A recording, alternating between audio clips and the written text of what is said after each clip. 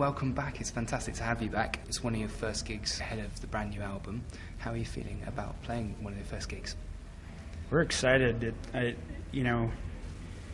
One of the things in being our third record is we can't really pretend that no one's ever heard of us before. You know, our first record was such a crazy slow build, and so it takes a little bit of getting used to knowing that the first warm-up show you ever play will be everywhere on the internet, and you kind of have to grow up in public in a lot of ways. But it really feels like we're at the point in this tour now where we're playing really great, and the new songs really feel really vital, and so yeah, it's an exciting time to be in the band. Yeah. Does it feel weird when, like you say, when all this sort of stuff gets leaked onto the internet? I mean, we really stay off the internet when we're working and when a record's coming out. Oh, yeah. It's like email only. So the new record's called Suburbs, and it's out here in the UK in a couple of weeks. How different was it making this one compared to Funeral and the last one, Neon Bible?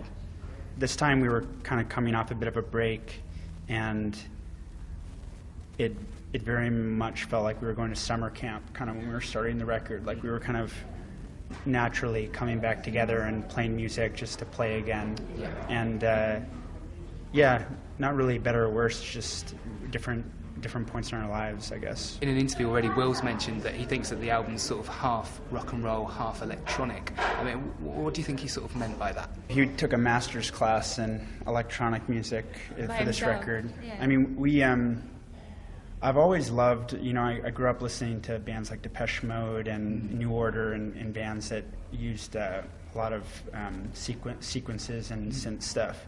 And so it was this kind of like nerdy science project that I think really thrust Will deep into it.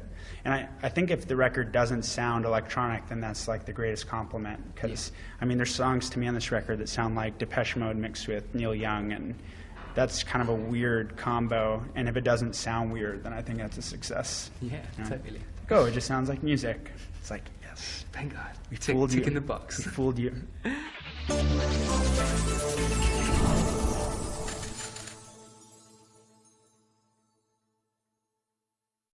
It's different playing a festival from playing your own show, because there's all these like 14-year-old kids who think they're going to see Rage Against the Machine, and then Bjork plays before and it blows their mind.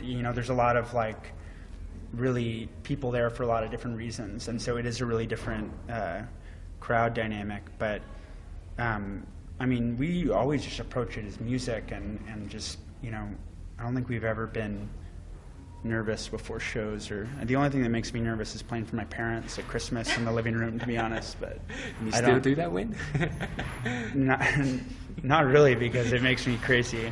But you've obviously played the festival before. What are your memories from those shows?